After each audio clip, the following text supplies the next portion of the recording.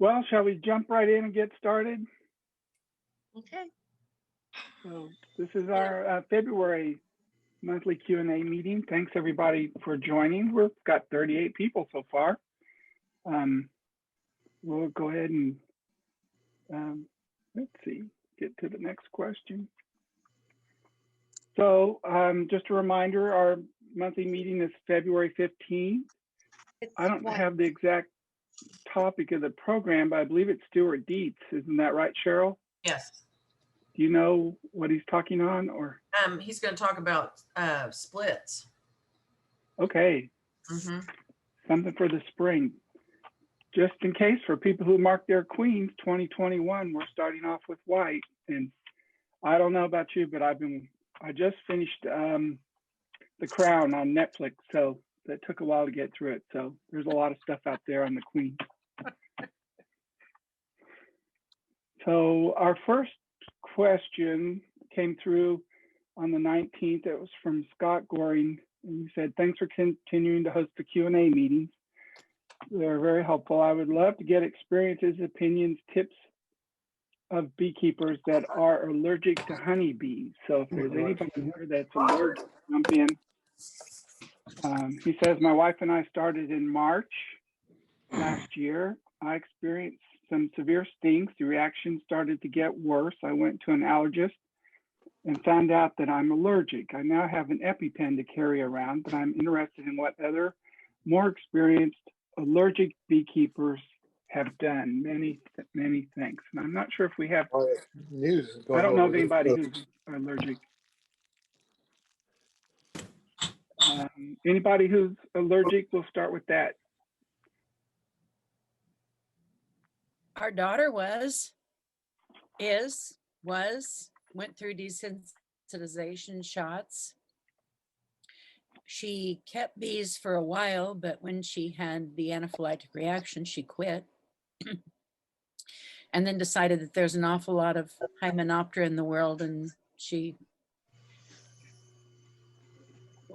went and was tested and found out that although she's allergic to honeybees, she was much more allergic to other Hymenopteras. And so I think the testing is worthwhile to find that out, but they said she could now take several stings without having another anaphylactic reaction. So not me, but somebody pretty close. So I would go to an allergist. When I first started beekeeping back in 1964, I was very allergic to bee stings. And I know I took some treatments and stuff back then, and then indexed a gap of 40 or 50 years and then come back to years. I don't appear to be allergic to bee stings anymore, but I know that there's some things that they can do other than the EpiPen. I used to have to get shots like every week, spring and the fall. So you might look into that if there is something they can do to increase your tolerability of the bee sting. Other than that, you just pretty much have to give up the hobby.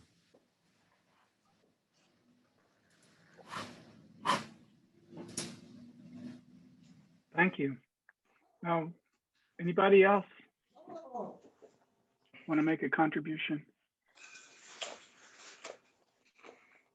Kind of a tricky topic. Well, we don't want any liability on the club. None of us are doctors or medical people that I know of. So I mean, Cecil was over at one of our military students a couple of years ago, and he'd been stung before, but that day he got stung and had trouble breathing and went in an ambulance to the hospital.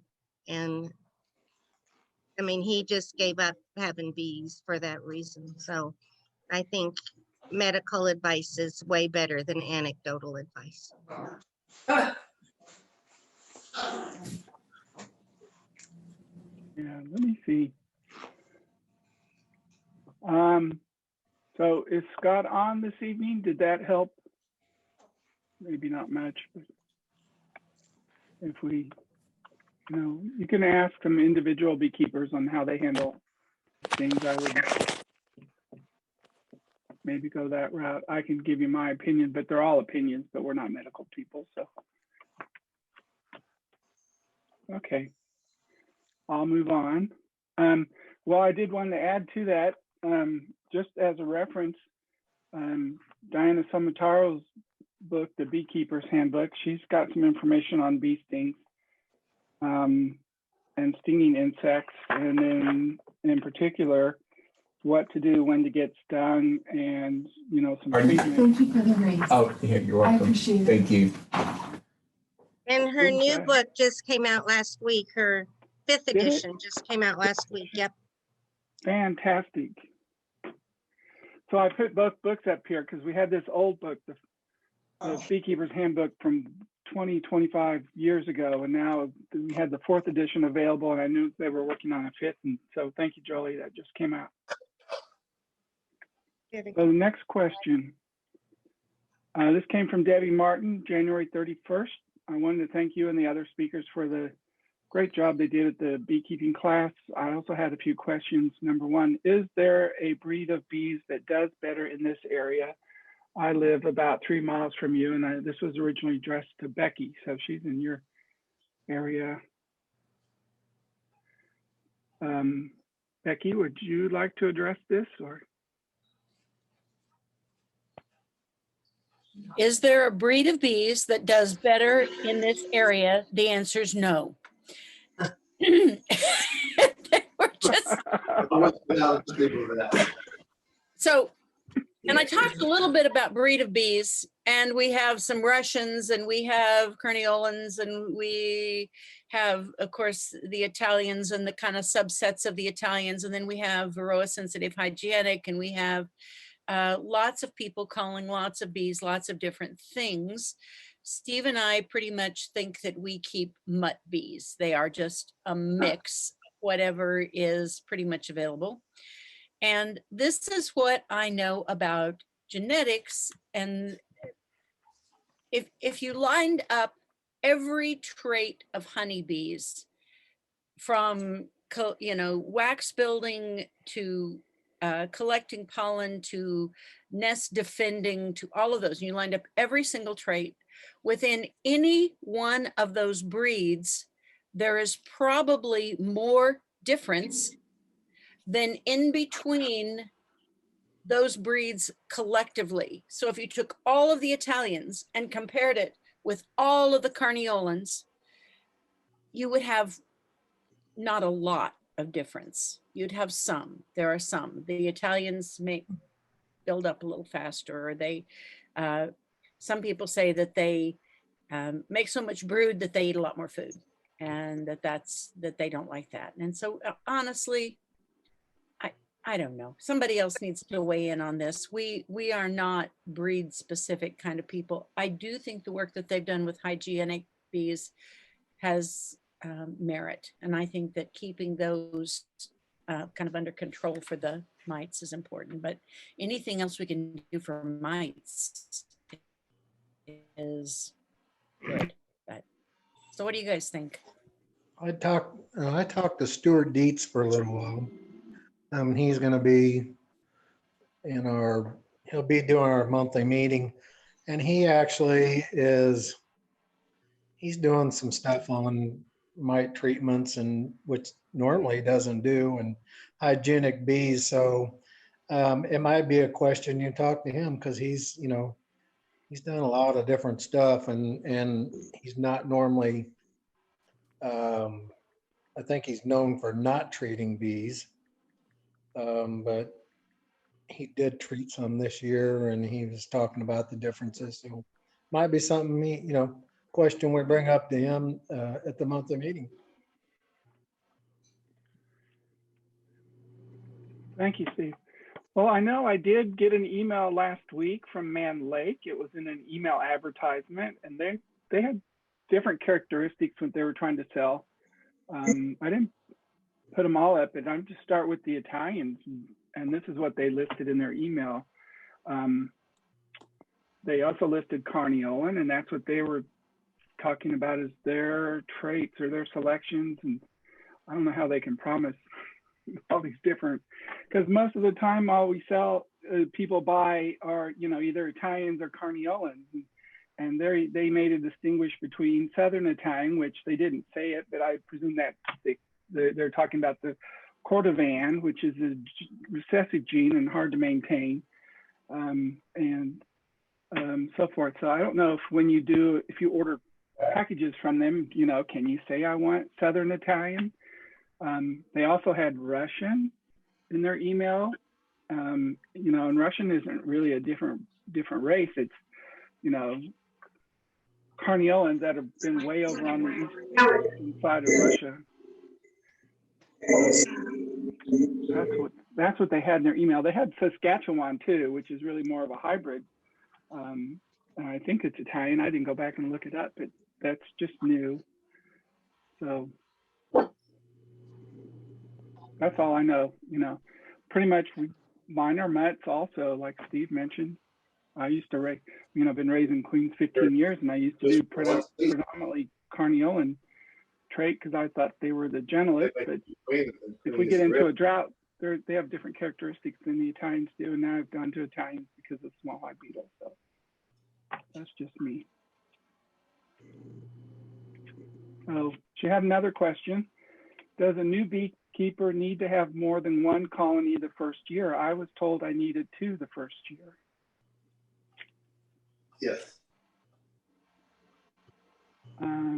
Maybe would Cheryl like to answer that? I would recommend 2, just so you have bees to fix problems that might happen. As a new beekeeper, it's always good to have 2 colonies so that you can compare, because you're probably inexperienced with keeping bees, obviously, because you're first year beekeeper. So sometimes having 2 hives you can see if there's issues, because you'll obviously notice something different if one hive becomes more weak, and it'll be your first clue that something might be going on. But the big thing is you'll have resources if something happens to one or the other of the hives, so that you can hopefully intervene and fix problems. So I only started with 1. I was lucky enough that I didn't have any issues with my hive that first year, but it would be nice to have a second hive as a backup, and just for you to for comparison. Hives can be like children. They're all different sometimes, even when you get maybe queens from the same supplier, but it's kind of interesting to follow 2 hives that way. But I like it just to have the resources should you need them.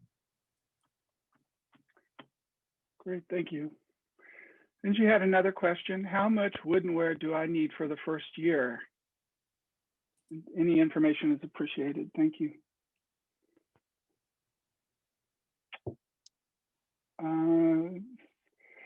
Cecil used to be a seller of woodenware. Would you like to comment? Like for our scholarship kids that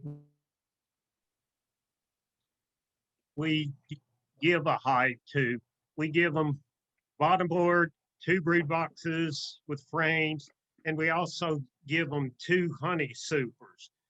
You may not necessarily need those 2 honey supers the first year, but we've had 2 years ago, scholarship kids had to go buy an extra honey super in that time. So my recommendation is start out with 2 brood boxes and 2 supers. Go ahead and purchase those. You don't have to buy it all at one time, but sometime during the year, you're gonna have to, by early summer or by June, you're gonna have to buy the supers then anyway. So that's my recommendation: 2 brood boxes and 2 supers. And a queen excluder, don't forget. Thank you very much. If you could start with 6 and 5/8 supers instead of doing I hope that took care of those 3 questions. The next one came from Jim Putnam, and he's saying he wintered about 4 hives and he uses splits and swarms. And he combines hives in the fall, so he's combined to 4 hives. He has more than that. He doesn't want to do more than 10 hives. And he saw in John Speckman's presentation on the Jenner queen rearing that we had in our monthly presentation that, in December, and he also has Larry Connor's book on queen rearing essentials. And from those beekeepers in the club that raise queens, what are the pros and cons for me to try raising a few local queens? I raise queens, but Cheryl, would you like to answer? I know you raise queens, and then we'll ask if there's anybody else on tonight. What, Jim's on? You ought to ask Jim Kelly. Jim Kelly, yes. We'll ask Jim Kelly first. Jim, pros and cons to raising queens. You know, I was patiently waiting for Cheryl's answers. I could answer, but you're the king of the grafting. Well, I think the major issue is that we certainly ought to have Cheryl come in after me, because when I'm raising queens, not now that I retired, but I was raising 60,000 at a time. And so that's a whole different story than running just a few ones. And actually, I'm kind of anxious to do that this year and raise about 15 or 20 queens. But I think a person maybe want to get a little more experience before they start raising queens. A lot of things can happen in that episode of having a queen get up there and get them killed, raising the queens too early before there's drones ready. There's a lot of reading, and I think a lot of experience needs to be done before we start that thing. So I guess that I would look at the cons at that point. The other part to that is, if you're thinking about selling some, that also can be an issue when you're local. We would think that would be an advantage because this is a local queen, and some of them will look at that. However, by the time you get your queen raised and have her bred and ready to go, it's about 2 months past the time that people are really wanting to start their own hive and have a queen missing. So you're usually a day late and $1 short with them. You can do well by selling them for somebody who's lost a queen in July or August, something like that, and put them in there. But that's a disadvantage to it. The other part is for pros, if you're doing it yourself and for yourself, you've just saved a lot of money by not having to buy other queens. And as you get better, you can kind of see which one of those queens that you want to graft off of are more adapt to your area, maybe a little gentler, seems to be able to produce honey quicker than others or produce more. And so you have that fun of being able to be pretty self-sufficient in your hives. Cheryl, you should take it away from here. You hit on everything though. You can say that we have a large scale queen rearer, and now we're going to a smaller one. And I think, Jim, I learned how to graft my 2nd year as a beekeeper, or my 3rd maybe. I learned from Robert.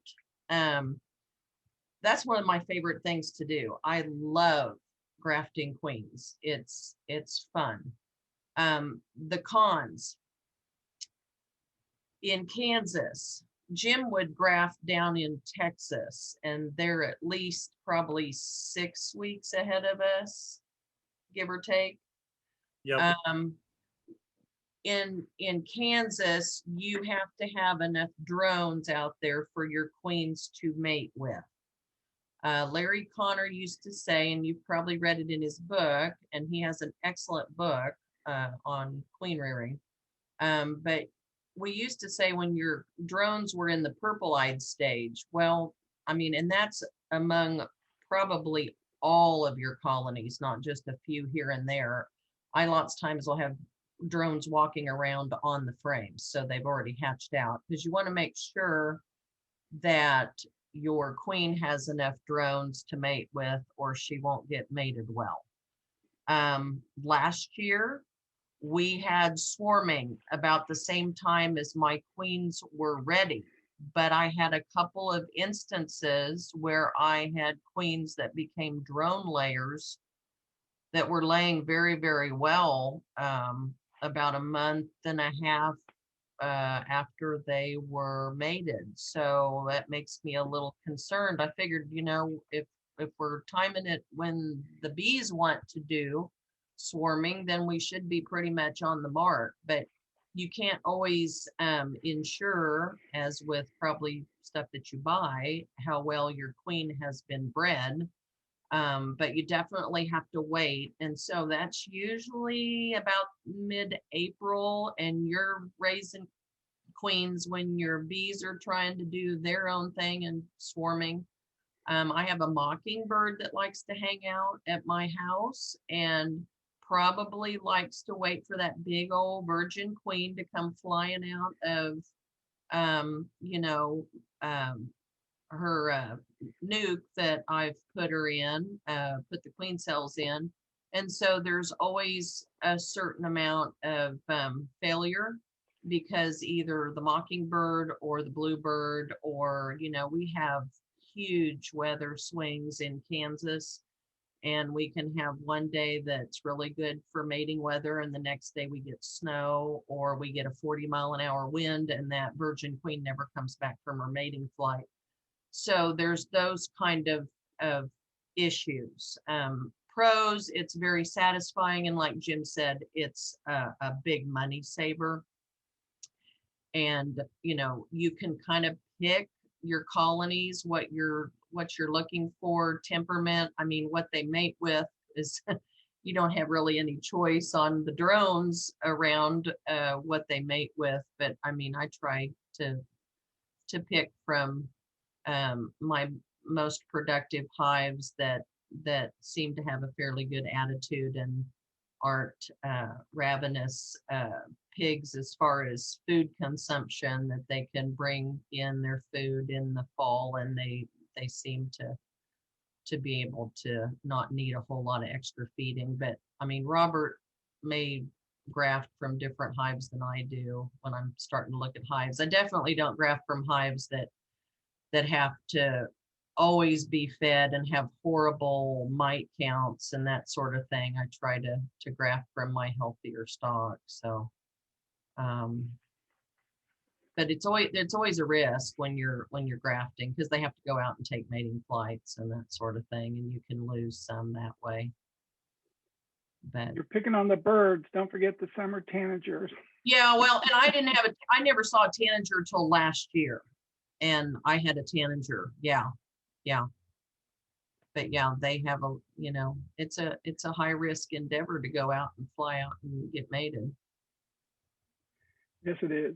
Only thing I can add is that if you know, I don't see any cons to it really, except you've got to get the timing down, and Right. there are a lot of pros. It'll change the way you manage and your understanding, and you learn the biology better. So thank you very much, both of you. If I move on, I'll make sure I got the right one. Okay. This came in today from Jim Cormode.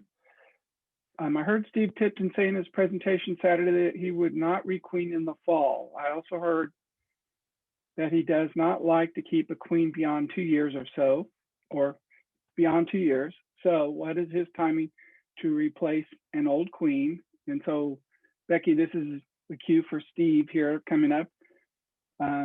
Jim also wrote, we have 4 hives. All 4 got new queens last year. 1 was a package. When would Steve recommend that we replace those queens? Would he perhaps say in the early spring of next year, when it will be 2 full years? We'll be on this evening. If you or Steve want to give an answer that all may hear. I am glad he asked. He had sent me this question email as well, and I talked it over with Steve, who just, I'm sorry, he really does not like Zoom meetings. And so he doesn't join us very often. So I appreciate all you guys who do. So here's the deal. And it is what he said does sound contradictory. When Steve was talking about replacing a queen in the fall, I think I know he was thinking about how people typically replace a queen.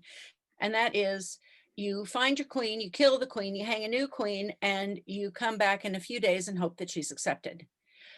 In a humongo hive, right after your honey harvest, right after, early in the fall, your hive is ginormous.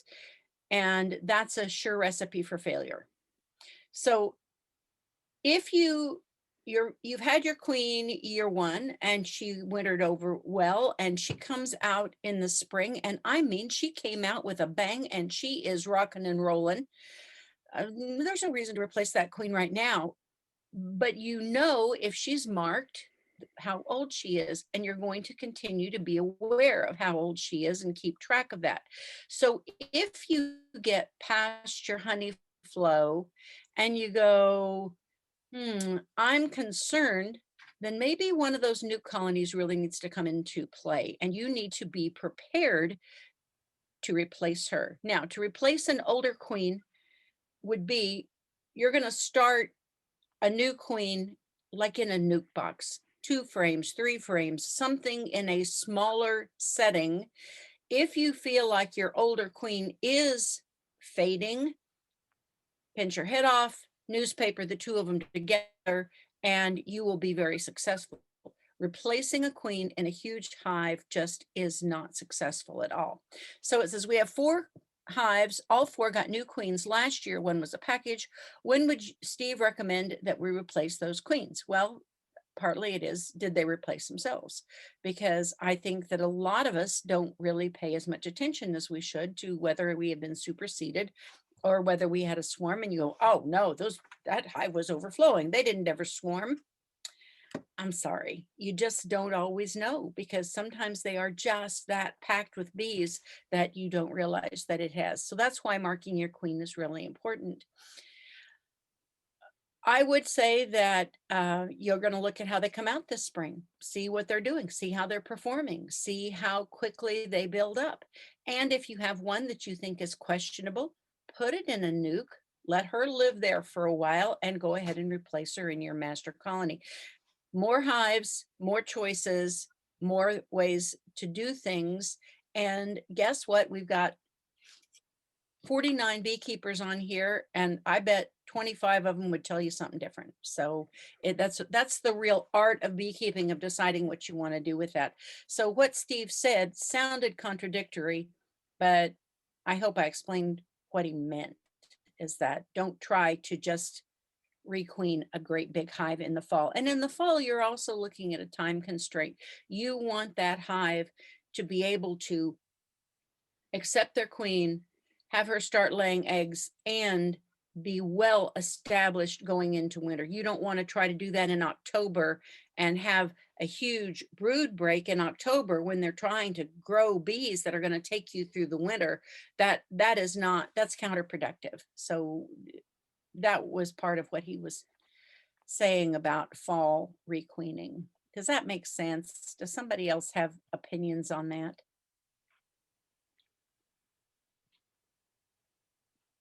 It makes sense to me, but that's preaching to the choir.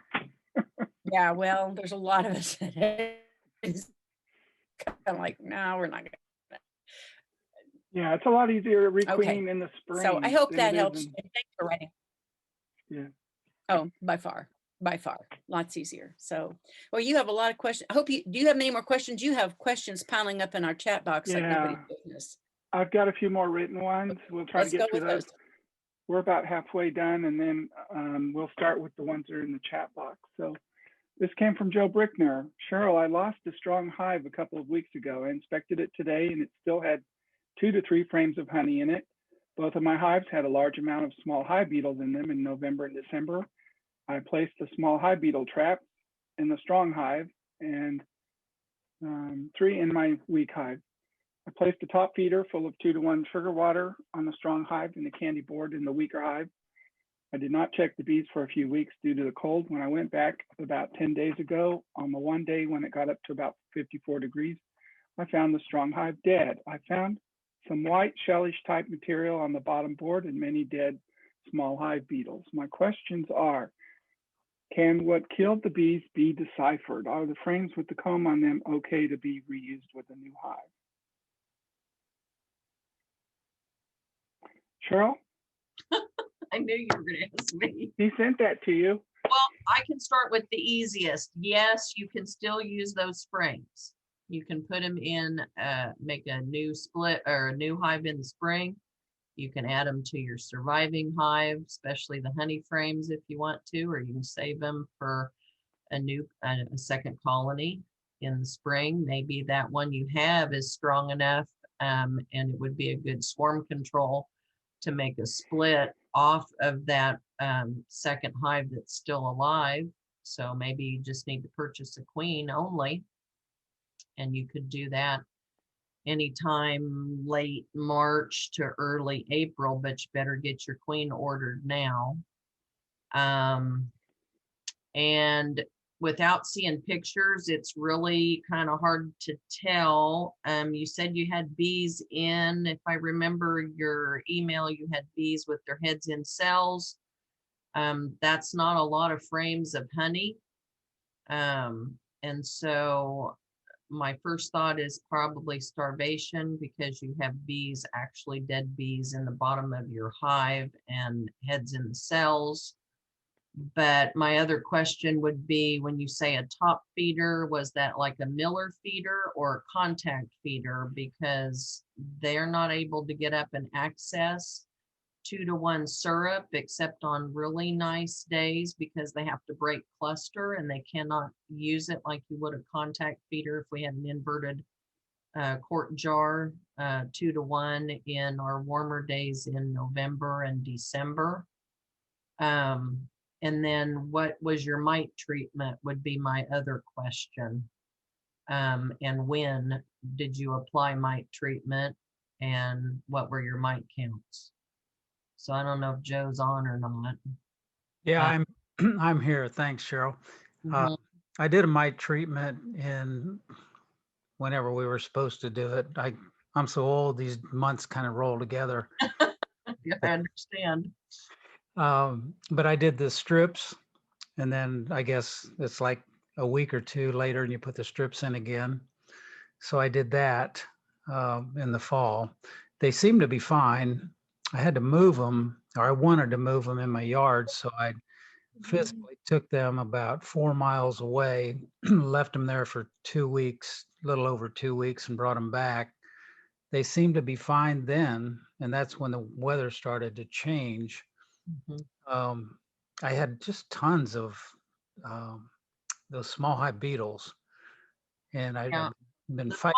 small hive beetle, when it's colder, will cluster with the colony. They're not going to give you any problem in the winter, because they've got to stay with the cluster to stay warm. So when your cluster died, your small hive beetles died as well. It's when it gets warm enough that the small hive beetle can break away from the bees and get into, places where the bees can't protect, or if you have too much comb in relationship to your bees.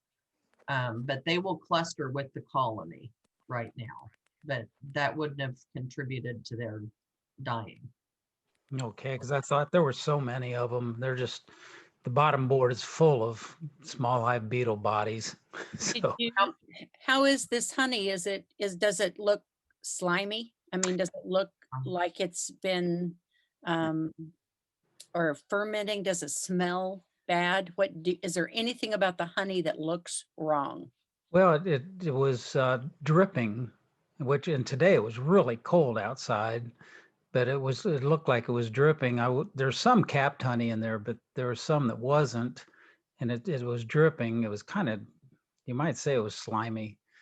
So I wonder if the beetles actually got in there on warmer days or something. I don't know, but If you had a high beetle infestation and you had they had damaged the honey, your bees may well have, some of them died, but they may well have left, because Must have, when, if they yeah. slime and do that to your honey, sometimes it doesn't matter that it's 20 degrees outside. They leave. They don't, they're just gone with the first opportunity. And I know that that's a suicide mission, but they still will. The other thing is, with only a couple of frames of honey, if your cluster is fairly small, your bees may not have been able to reach that honey. You have to have a fairly good size cluster so they can stay in contact with the honey and do the trophallaxis, share that food. So it could have been one of several things, but if that honey is contaminated, you won't be able to use it for next year. It will, the bees will just not. I usually leave it off for these. Say again. I said, if it's been contaminated, if it's slimed on, we call it slime, and I don't know what, it's fermented honey, I guess, I don't know.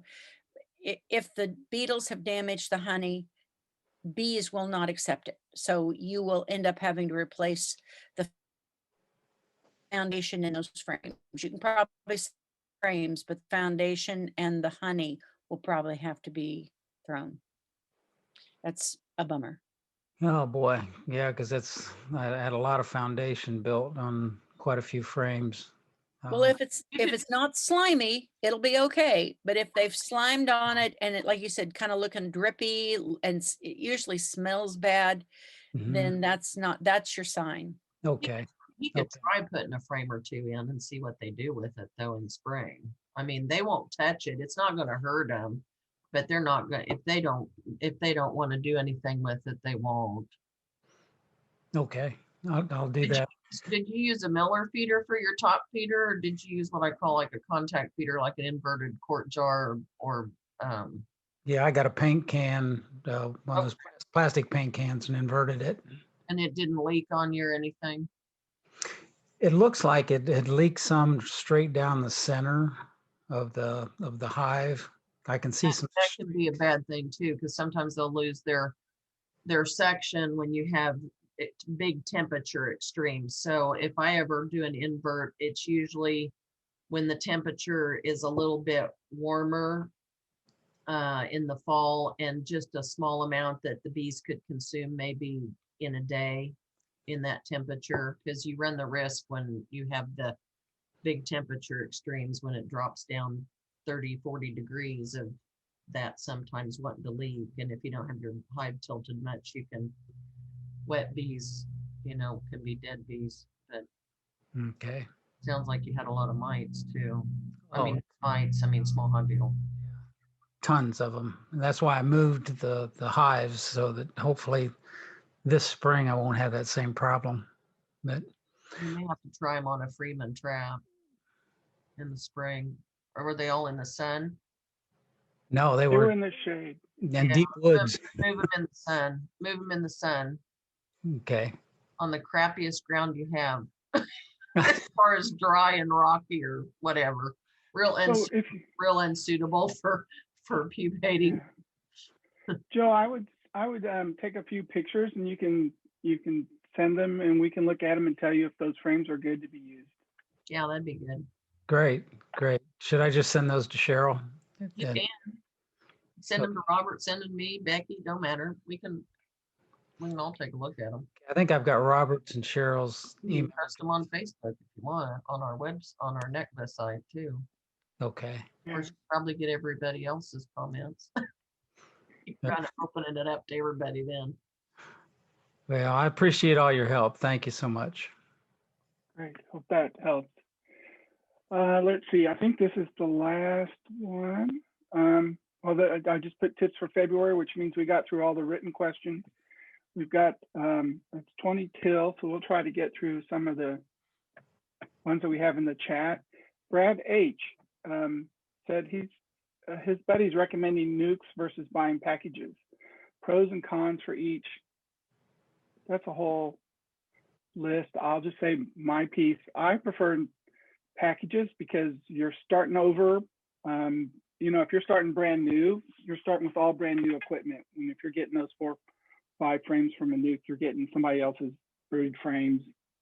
And And so my preference, if I were doing it, would be a package, and that's what I recommend. But,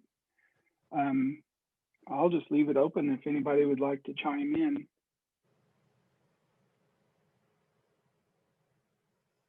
Pros or cons on packages versus nukes. I agree with Robert. We go with packages. We've purchased both, and we've had some beautiful nukes that we've purchased from people. That's not it, but probably the biggest reason I prefer packages is monetarily, you're going to spend less on a package, but you're going to get it probably 4 to 6 weeks sooner. And your package will catch up with your nuke in that 4 to 6 weeks. And if you are a brand new beekeeper, you get to grow with that package. And a package is incredibly docile, really easy, and you're going to learn so much from that. I find that brand new beekeepers that get a nuke sometimes are a little, I don't know what's going on here, and they don't. But in a package, I think you just learn with the package in a smoother way. Okay, that's my two cents. Thank you. We'll move on to another question. Dan Johnson said, I would like to split my hive this spring. Just added a pollen patty this weekend. Any further advice? And I'll leave that open. I don't use pollen patties at all. So is there anybody out there that does? Steve Messbarger, are you available? Do you use pollen patties? I don't use pollen patties. In fact, I have some in my basement somebody can take. You know, there's everybody has their own thing. Larry Connor says he uses them. Jerry Hayes said they eat the syrup and throw the rest out. I don't, you know, and you got to be careful with small hive beetles. They love to breed in that. What? So there's just, you know, and I don't think this is the time of year you need to put pollen patties. Kansas is not a place that's shortage of pollen. Maples will be turning, it's just not shortage. So I think Steve Tipton uses them. So, but I don't. We have, but you know what? I think number one is what's in your hive. You hit the nail on the head. We're not a location that has pollen shortage very often at all. And if your hive doesn't need pollen, then why are you doing that? I think most of the time we should think about why we're doing things in our hive. And I would wonder if it isn't awfully early, but you know, I don't know, you know, throw a dart. I don't know. That would be us. We do use pollen patties when it's called for, when we've gotten in the hive and we've seen that they were deficient, and that doesn't happen very often. Oh, thank you, Becky and Steve. The next question I have is, it was just sent to me directly, but we'll try to address it. Thinking of building a swarm trap.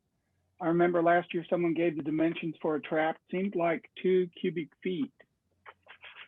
I always try to get my traps out, and I intend to, but I don't seem to. I usually find swarms hanging in the trees instead, but Cheryl does swarm traps.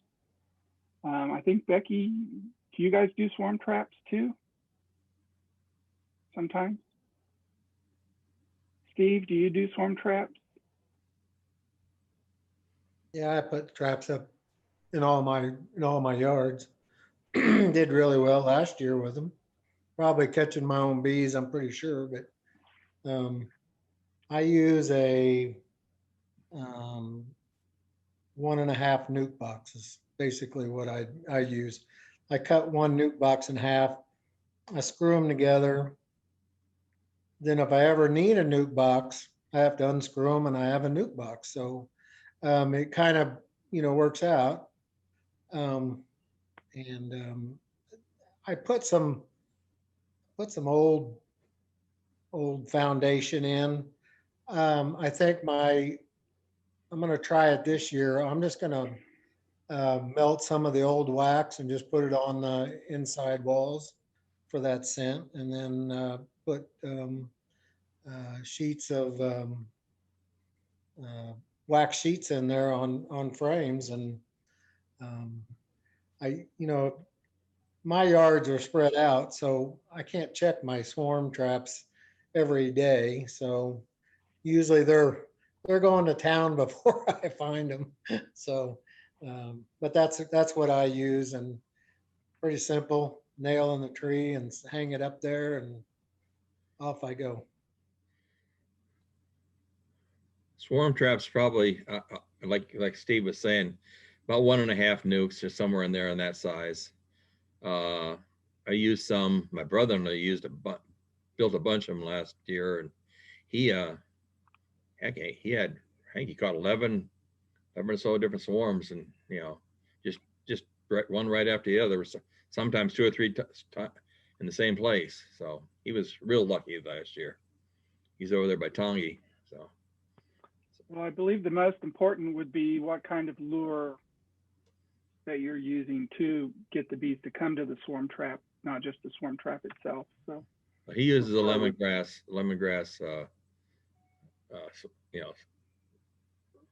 lure of some sort. Mm-hmm. I used Chip Taylor's swarm lures last year. So I've used his. I think his is the best. Yeah, I think so Nazanoff lure. And I believe you can get his directly through Rossman Apiaries, if not directly through him. So, okay, we'll move on. There's a question here about Jordy's Honey providing nukes. It's all package options. I would also like different varieties. I don't believe that is a bee vendor in Lenexa, and they're not providing nukes. They're only doing packages. So that'll answer that question. Josh Toole says, we have 2 hives. A couple of weeks ago on a nice day, we checked on them. One hive was great, the other was empty, a few dead bees, but the rest gone. Still had tons of honey, treated for mites in early September. Any thoughts on why they left us? I can only say it seems like we're hearing a lot of that this year for some reason. Anybody on the panel have some thoughts on disappearing hives or bees in this case? Did he say what he treated with, Robert, for mites? No, just that they were treated in September. Josh, are you on? Would you like to comment? Yeah, well, I forget the name of it. Start with an A, and it was like that gel thing you set on top. You open the foil and set on top. Yeah, yes, there you go. Yeah. Yep. Yeah, it's supposed to be. I mean, I used to use Apigard quite a bit, so. I'm just worried. I don't know. I had trouble with some Apigard myself, so I'm not for sure the Apigard was, I don't know, maybe it wasn't working. I don't know. Yeah, so I was on a program with Jennifer Berry about 2 weeks ago, and she was saying that she was having trouble with everything too. So I almost think we have to go with the 3rd treatment. If we don't do that cleanup in November, I've had people that have used Apigard even a couple of years ago, just the 2 treatments after they took off supers, and they lose their hives in the winter. And I don't know. I've always used Apigard in the fall, but I do a mid-November cleanup with oxalic acid. I mean, and Joe even mentioned, Joe Pat, you're on, you were seeing orientation flights late this year. We had brood probably still in our colonies into mid-November on some of these hives, I think. Yes, I was seeing orientation flights on the 8th of December. Yeah, it's just a crazy year. Yeah, I would ask Josh if he did a mite sugar roll test after he treated to see if he knocked the mite numbers down? No, we didn't check either before or after.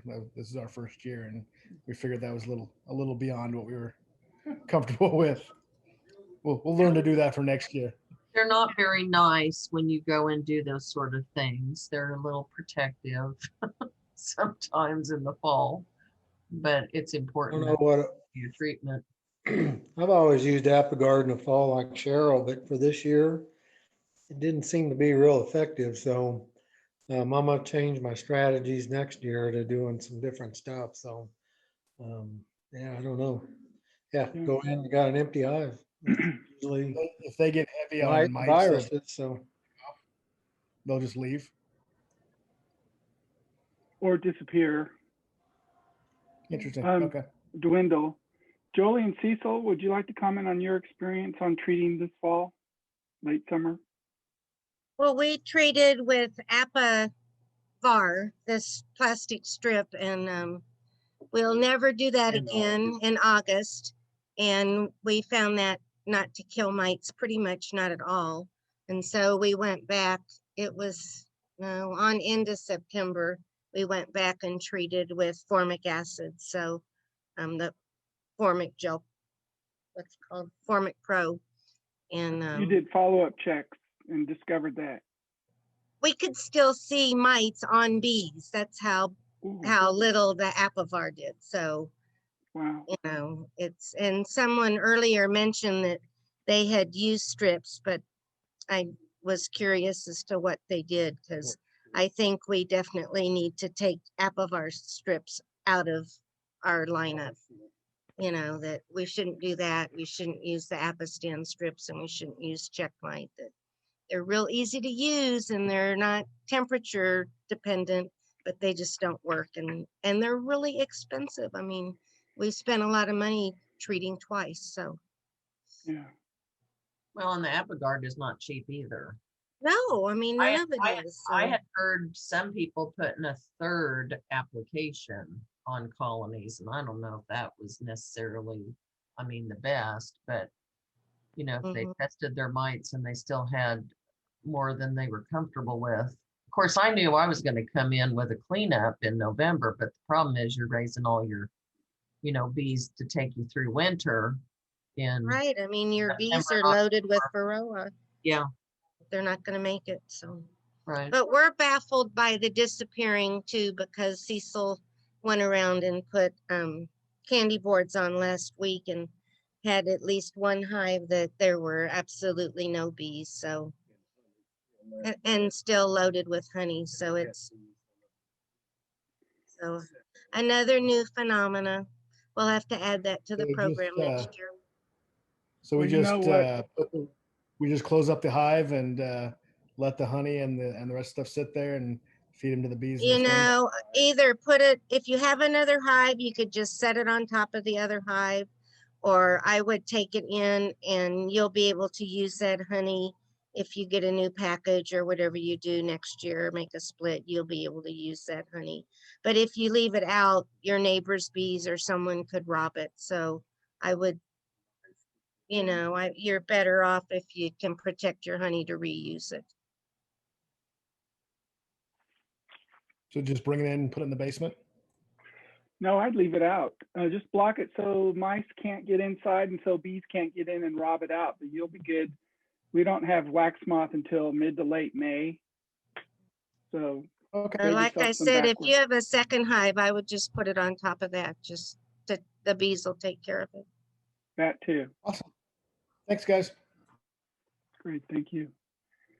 Nikki Bowman made a comment, once your bees supersede or swarm, they are mutts. But depends on where you are, Nikki. Schumacher made they're asking, we are curious to know if the bees know that the hive is being moved with the bees inside during winter. We are considering moving a hive when they're not getting out of the hive, wanting to move the hive sometime soon, and wanted to ask your opinions about this topic. Thank you. I know if you go back and look in the newsletter that we had an article on moving bees, it was either in October or November. check that. And Cecil has moved a lot of hives, especially during the summertime for the Sunday in late spring, actually. Any comments, Cecil, about moving bees Yeah, this time of year?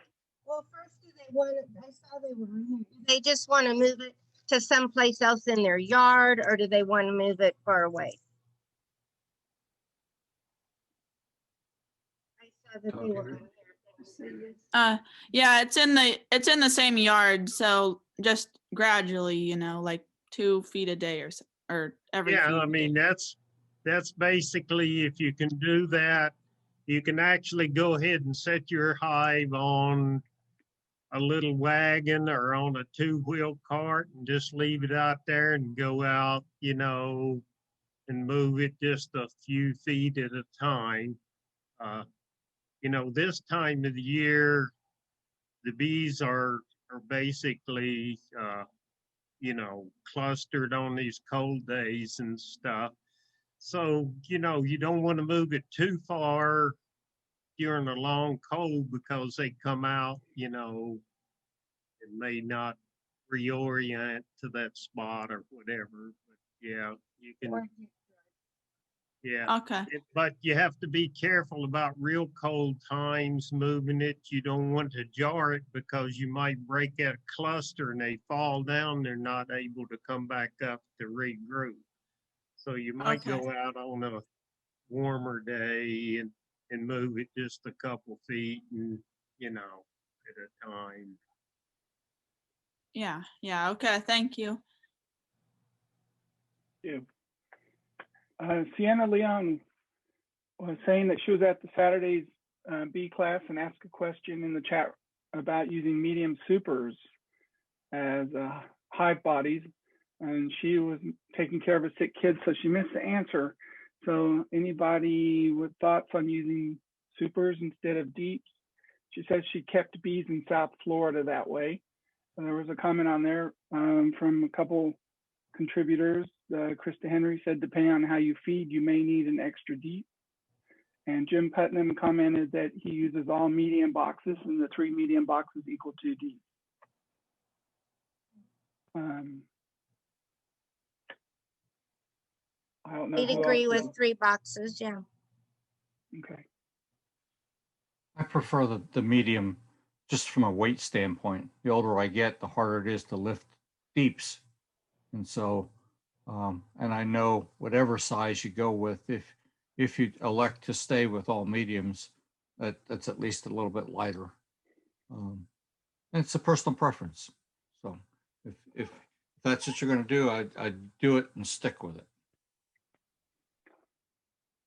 Thank you. Thanks. We are at the top of the hour, and I think we've only got one question left. So Dwayne is asking, is this winter extra hard on bees? I found several hives starved to death with the bees that have their heads in the cells.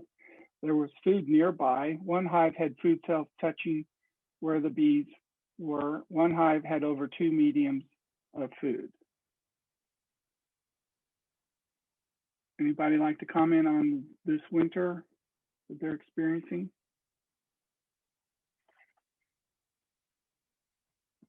I'll jump in. I know, I don't think it's extra hard because it's been extra warm. It's a challenge. We're going to get some really cold weather this coming weekend, but it's not going to last very long. And normally we have January sometimes where the temperature never gets above freezing, but we've had plenty of 50 and 40 degree days, and maybe even a 60 degree day or two last month. And especially it was warmer in November and December than usual. It's supposed to be warmer than usual, above average for February and March too. So I don't think it's been extra hard on the bees, but technically all this up and down temperature can make it difficult. And if they get out and fly, they're using more food resources. So in that sense, we need to be vigilant and making sure that they're not going to run out. And that's my 2 cents. I think we look at heads and cells as the classic these bees starved.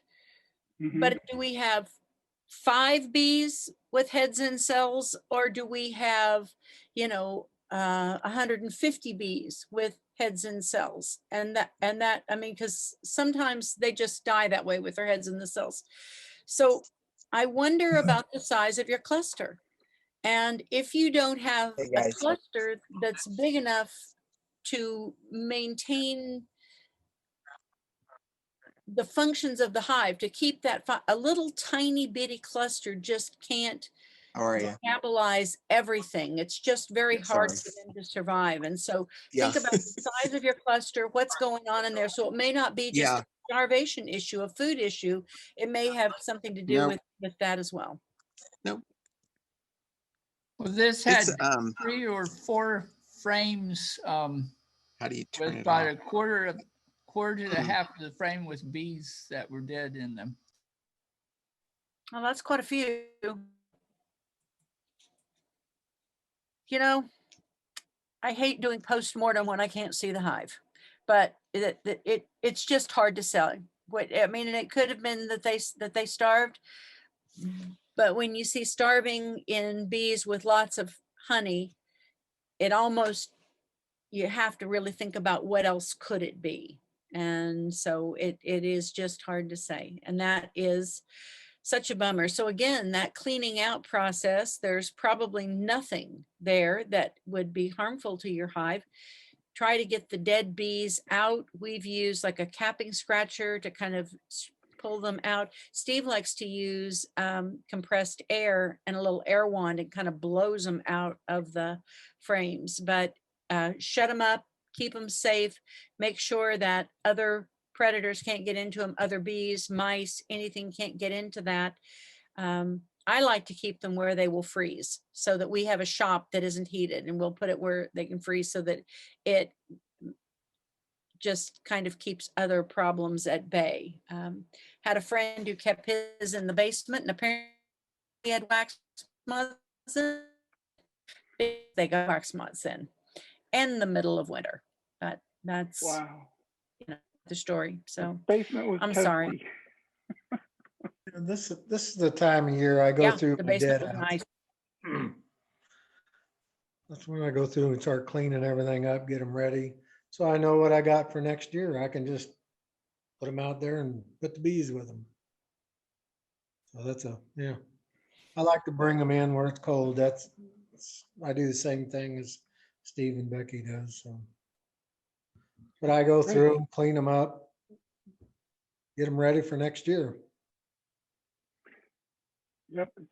The longer those That- bees that- sit in there, the rottener they get. Mhm. Well, it's that time of year. I was just noticing today at 10 after 5, there's still plenty of sunshine. Yep. So new season is around the corner.